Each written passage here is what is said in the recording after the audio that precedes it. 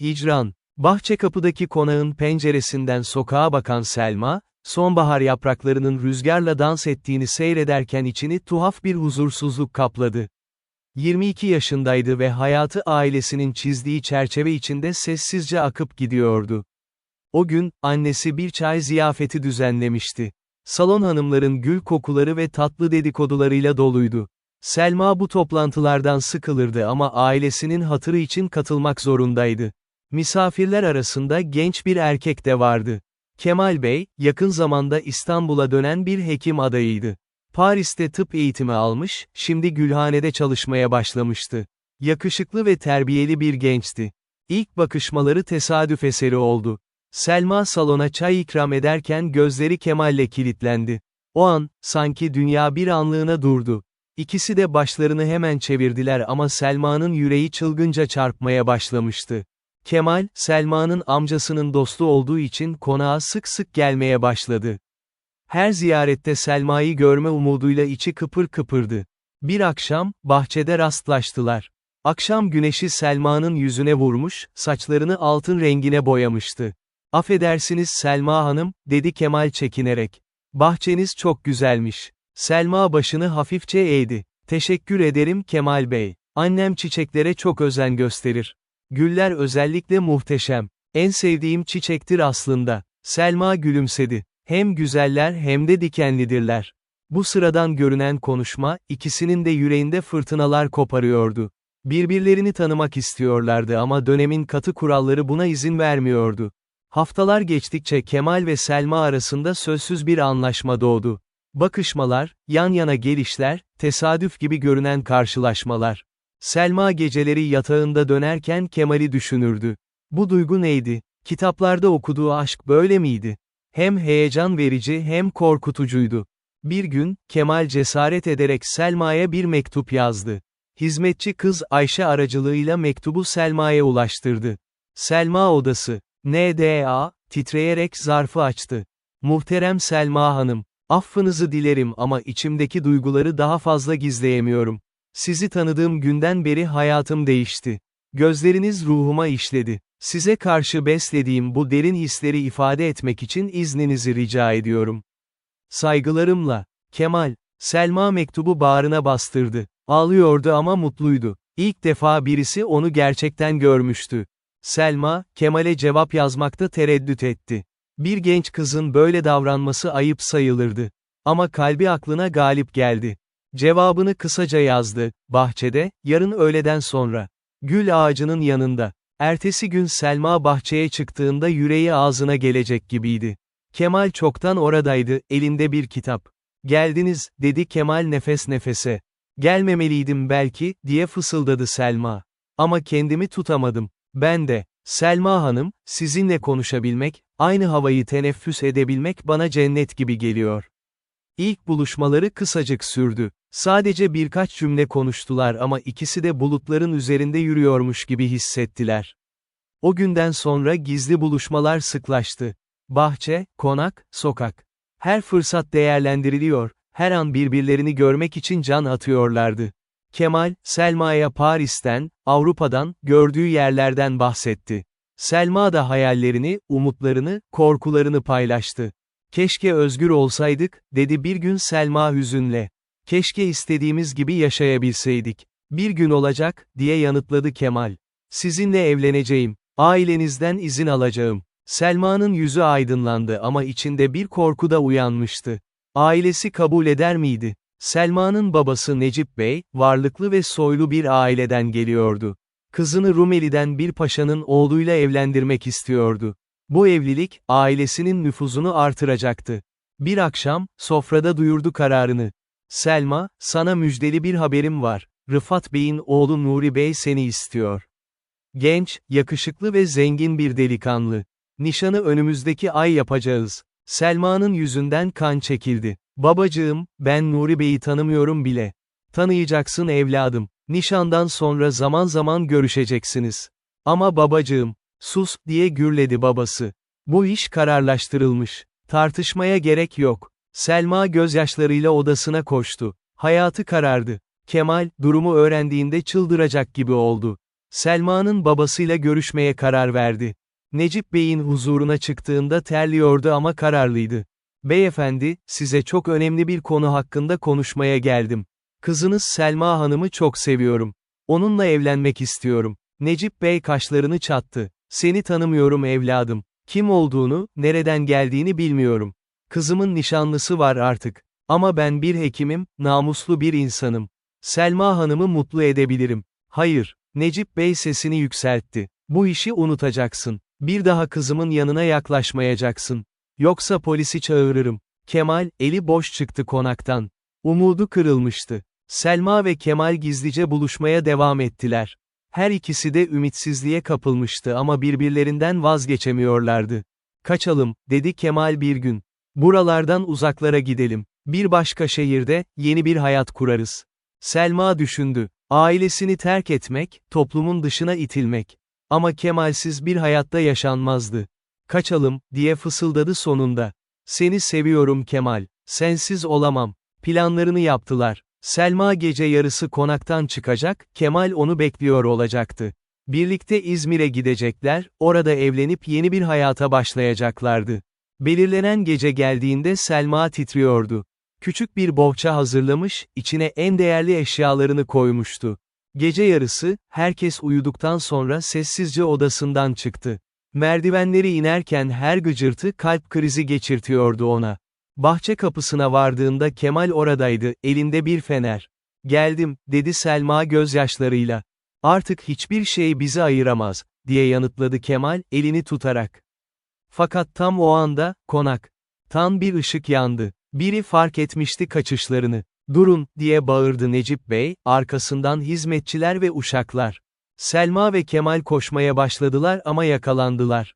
Selma babasının kollarından kurtulamıyordu. Bırakın beni, Kemal'i seviyorum. Sus aptal kız, namusunu mu kirleteceksin? Kemal dövüldü, sokağa atıldı. Selma ise odasına hapsedildi. Günler geçti. Selma odası. NDA mapustu. Yemek yemiyor, konuşmuyordu. Sadece pencereden dışarı bakıyor, Kemal'i düşünüyordu. Annesi yanına geldi bir gün. Evladım, kendini bu hale düşürme. Unutacaksın o adamı. Nuri Bey iyi bir insan, mutlu olacaksın. Mutlu mu, diye bağırdı Selma. Ben ölüyüm anne. İçim yanıyor. Zaman geçtikçe alışacaksın. Ama Selma alışmayı düşünmüyordu. Kemal'den haber alamıyordu. Acaba iyileşmiş miydi? Hala İstanbul'da mıydı? Kemal de perişan haldeydi. Dayak yaralarını iyileştirmişti ama kalp yarası kapanmıyordu. Selma'yı göremiyordu artık. Konak etrafında beklediyse de nafileydi. İş yerine gidemez oldu. Arkadaşları endişelenmişti. Kemal, böyle devam edemezsin, dedi bir doktor arkadaşı. Kendini bitiriyorsun. Yaşamak ne işime yarar ki, diye mırıldandı Kemal. Canımı sevdiğim kadın bir başkasıyla evlendirilecek. Umutsuzluk içinde günler geçiriyordu. Gece rüyasında Selma'yı görüyor, sabah uyandığında gerçeği hatırlayınca içi paramparça oluyordu. Nişan töreni için hazırlıklar başladı. Konak süslendi, davetliler çağrıldı. Selma mecburen hazırlanmak zorunda kaldı. Aynada kendine baktığında tanımadı yansımasını. Solgun yüzü, donuk bakışları. Nuri Bey geldiğinde Selma'ya yüzük taktı. Alkışlar, kutlamalar. Ama Selma orada değildi. Ruhu başka yerdeydi, Kemal'in yanındaydı. Tören bittiğinde Nuri Bey, Selma ile baş başa konuşmak istedi. Selma Hanım, ben sizin mutlu olmadığınızı anlıyorum. Ama size söz veriyorum, iyi bir koca olacağım. Selma cevap vermedi. Ne diyebilirdi ki? Kemal, Selma'nın nişanlandığını duyunca tamamen çöktü. Artık yapacak bir şey kalmamıştı. Bir gece, içkili halde Selma'nın konağının önüne geldi. Pencereye taş attı. Selma pencereyi açtığında Kemal'i gördü. Selma, gördün mü? Bizi ayırdılar ama sevgimizi alamazlar. Kemal, git lütfen. Başımız daha fazla belaya girecek. Girebilir. Umurumda değil. Seni seviyorum. Her şeyimi verdim sana. Bekçiler geldi, Kemal'i götürdüler. Selma ağlayarak pencereyi kapattı. Artık her şey BİTM. İşte. Düğün günü yaklaşıyordu. Selma robot gibi hareket ediyordu. Yemek yiyor, yiyor, konuşuyordu ama yaşamıyordu. Bir sabah, aynaya bakarken kendi kendine söz verdi, bu evliliğe razı olmayacağım. Ölsem de Kemal'den başkasına varmayacağım. O gün, annesine son kez yalvardı. Anne, beni zorlamayın. Bu evlilik mutsuzlukla bitecek. Lütfen dinleyin beni. Annesi gözyaşlarıyla sarıldı ona. Keşke yapabileceğim bir şey olsaydı evladım. Ama bu ailece alınmış bir karar. Zamanla alışırsın. Ama Selma alışmayacağını biliyordu. Kalbi Kemal'deydi ve orada kalacaktı. Düğün gecesi gelip çattı. Selma gelinlik giymiş, Nuri Bey'in yanında duruyordu. Nikah kıyılacaktı. İmam soruyu sorduğunda Selma sessiz kaldı. Herkes bekledi. Tekrar sordu imam. Kabul ediyor musunuz? Selma yavaşça başını kaldırdı. Gözyaşları yanaklarından süzülüyordu. Hayır, dedi alçak sesle. Kabul etmiyorum. Salon karıştı. Babası ayağa fırladı. Ne diyorsun sen? Affedersiniz ama başkasını seviyorum. Bu evliliğe razı olamam. Nuri Bey şaşkındı. Necip Bey öfkeden köpürüyordu. Misafirler fısıldaşıyordu. Selma gelinliğinin eteğini toplayıp koşarak dışarı çıktı. Yağmur yağıyordu. Sokakta koşarken nereye gittiğini bilmiyordu. Sadece özgür olmak istiyordu. Bir süre sonra yorgunluktan bir duvarın dibine çöktü. Ağlıyordu. Hayatı mahvolmuştu belki ama onuru sağlamdı. Kalbini satmamıştı. Birden birinin kendisine yaklaştığını hissetti. Başını kaldırdığında Kemal'i gördü. Yağmur altında orada duruyordu, gözlerinde sonsuz bir sevgiyle. Selma, diye fısıldadı. Selma ayağa kalktı. İkisi de koşarak birbirlerine sarıldılar. Artık hiçbir şey bizi ayıramaz, dedi Kemal. Ne olursa olsun, birlikte olacağız. Selma başını onun göğsüne yasladı. Yağmur durmadan yağıyor, ama içlerinde bir bahar güneşi doğuyordu. Evet, toplum onları dışlayacaktı. Aileleri affetmeyecekti. Önlerinde zorlu bir yol vardı. Ama sevgileri her engelden daha güçlüydü. El ele tutuşarak yürümeye başladılar. Nereye gittikleri önemli değildi. Önemli olan birliktelerdi. Ve bu sevda, ne olursa olsun, ebediyen yaşayacaktı. Kemal ve Selma, o yağmurlu gecede bir han odasına sığındılar. Selma hala gelinlik içindeydi, üşümüş ve bitkin. Kemal ceketini çıkarıp sevgilisinin omuzlarına örttü. Ne yapacağız şimdi, diye sordu Selma, sesinde korku ve heyecan karışımı. Sabaha kadar burada kalacağız. Yarın ilk vapurla Bandırma'ya gideceğiz. Oradan Bursa'ya, sonra da İzmir'e. Orada yeni bir hayat kuracağız. Selma başını salladı. Korkuyordu ama Kemal'in yanında olmak her şeye değerdi. Gece boyunca uyuyamadılar. Kemal, gelecek planlarını anlattı. İzmir'de bir hastanede çalışmaya başlayacak, küçük bir ev tutacaklardı. Selma da belki bir okulda öğretmenlik yapabilirdi. Şafak sökerken yola çıktılar. Selma gelinliği çıkarmış, Kemal'in temin ettiği sade bir elbise giymişti. Saçlarını toplamış, başına bir yemeni bağlamıştı. Artık konakların hanımefendisi değil, sevdiği adamla kaçan sıradan bir kadındı. Necip Bey sabah evladının kaçtığını öğrendiğinde dehşete kapıldı. Hem öfkeliydi hem de endişeliydi. Kızı nerede, ne haldeydi? Derhal polise haber verdi. Kızım kaçırıldı. O doktor namussuz onu götürdü. Nuri Bey ise sessizce konaktan ayrılmıştı. Mahcup olmuş, rezil olmuştu. Ailesi öfkeden deliye dönmüştü. Polis, Kemal ve Selma'nın peşine düştü. Vapurda, trenlerde, hanlarda sorular sorulmaya başlandı. Kemal ve Selma Bandırma'ya vardıklarında durumun ciddiyetini anladılar. Bir gazete gördüler, konaktan kaçan gelin. Babam polisi devreye sokmuş, dedi Selma endişeyle. Yakalanırsak ne olacak? Yakalanmayacağız, dedi Kemal kararlılıkla. Ama hızlı hareket etmeliyiz. Bursa'ya giden yolda Selma ilk defa hayatında köylülerin, sıradan insanların dünyasını gördü. Konakta yaşarken bu hayatların varlığından bile haberdar değildi. Bir köy kahvesinde mola verdiklerinde yaşlı bir kadın yanlarına geldi. Yeni evli misiniz? Selma ve Kemal bakıştılar. Evet teyze, dedi Kemal. Allah mübarek etsin. Birbirinize sahip çıkın. Bu sade sözler Selma'nın gözlerini yaşarttı. İlk defa birisi onları yargılamadan, sadece saf bir şekilde kutluyordu. Bursa'da bir akşam konakladılar. Kemal bir nikah şahidi buldu. Küçük bir camide, iki tanığın huzurunda evlendiler. Gösterişli bir düğün yoktu, pahalı hediyeler yoktu. Ama kalpler doluydu sevgiyle. Artık kocamın, dedi Selma gece, odalarında. Resmen ve sonsuza kadar. Kemal alnından öptü onu. Ve sen benim karımsın. Dünya ne derse desin. İzmir'e vardıklarında şehir güneşle, denizle ve umutla doluydu. İstanbul'un kasvetinden çok farklıydı. Kemal tanıdığı bir doktor arkadaşının yardımıyla Alsancak'ta küçük bir ev tuttu. 2 oda, bir mutfak, mütevazı ama temiz. Selma hayatında ilk defa ev işi yaptı. Yemek pişirmeyi, temizlik yapmayı, alışveriş etmeyi öğrendi. Zor geliyordu ama mutluydu. Kemal'in yanındaydı. Kemal de Karşıyaka'daki bir hastanede işe başladı.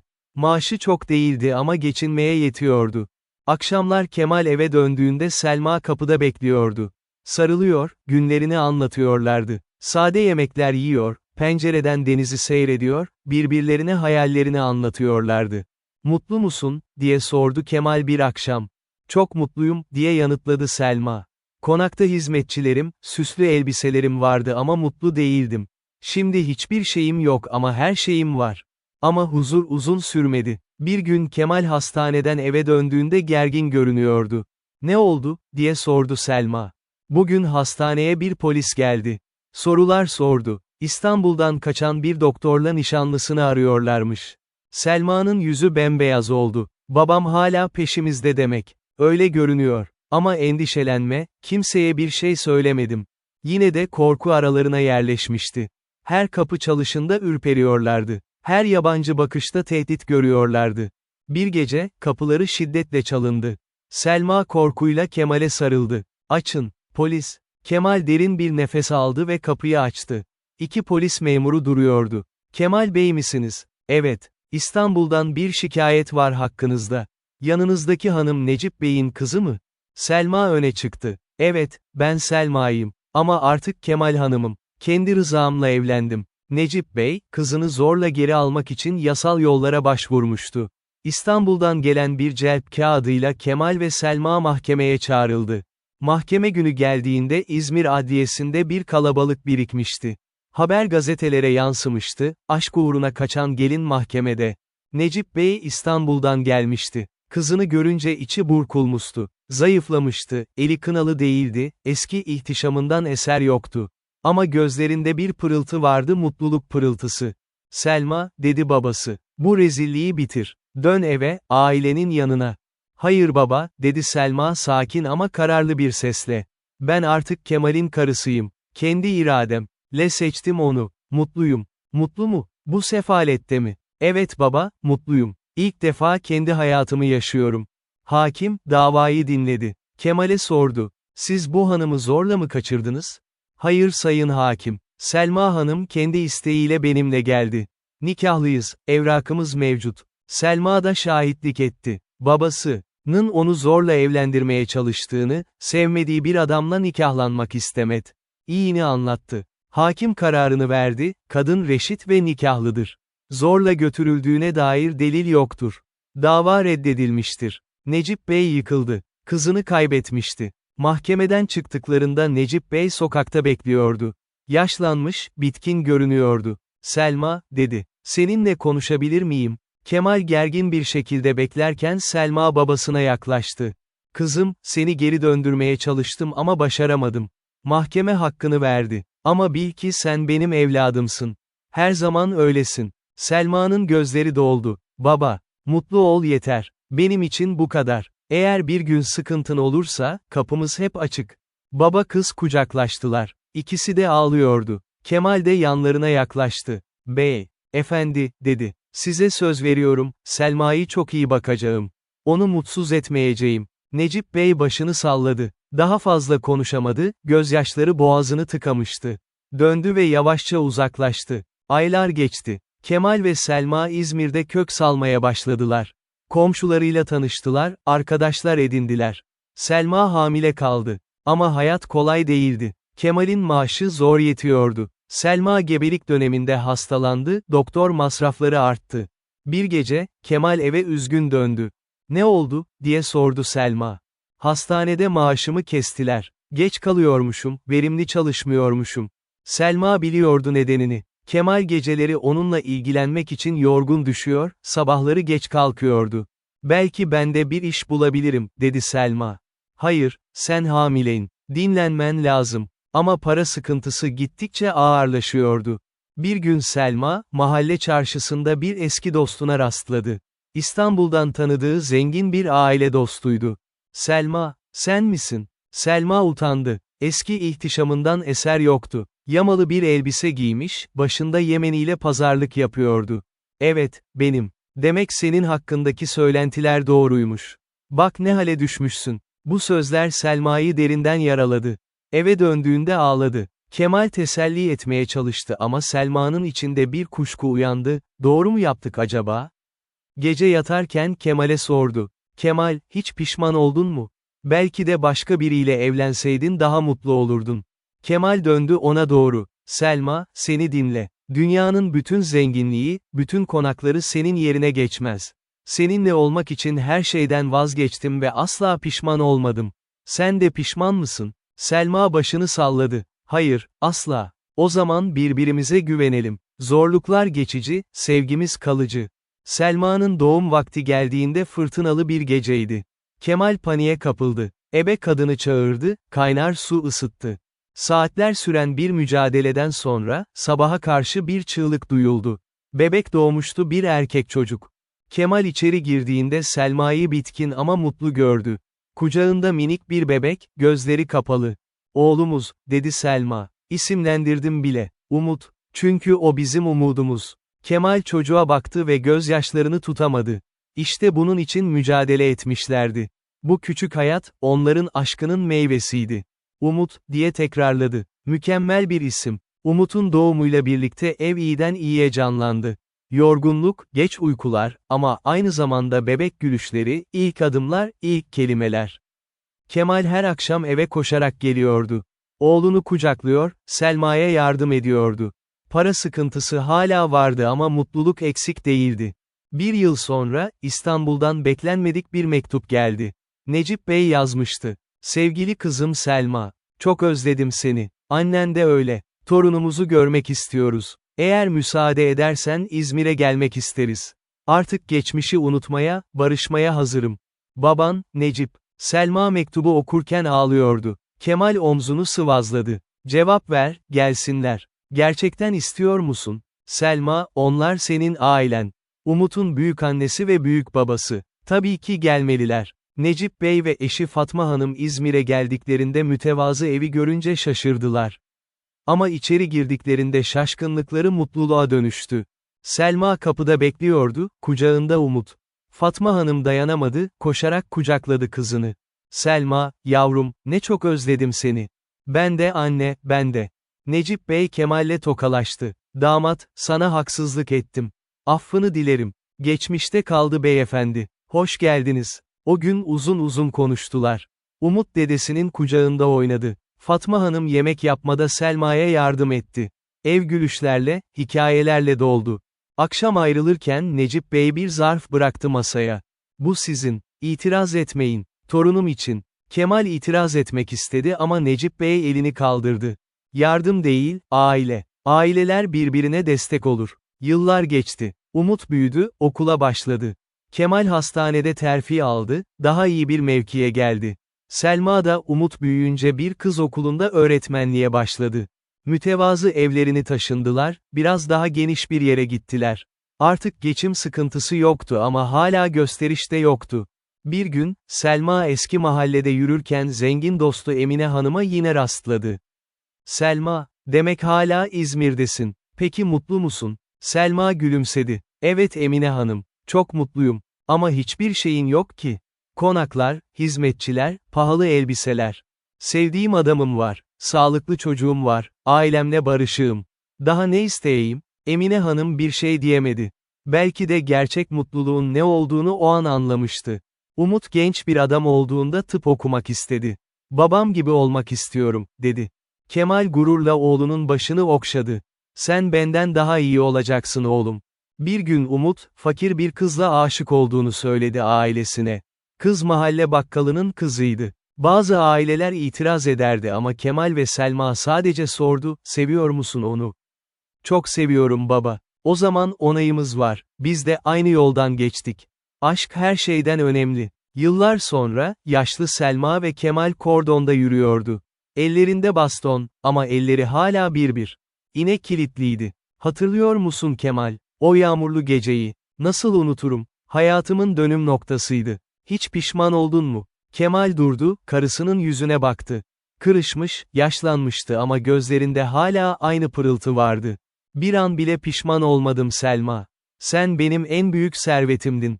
Sen ve çocuklarımız. Selma gülümsedi. Ben de öyle. Hicran diye buna derler sanırım. Ayrılık, hasret, acı. Ama sonunda kavuşmak. Ve sonsuza kadar birlikte olmak.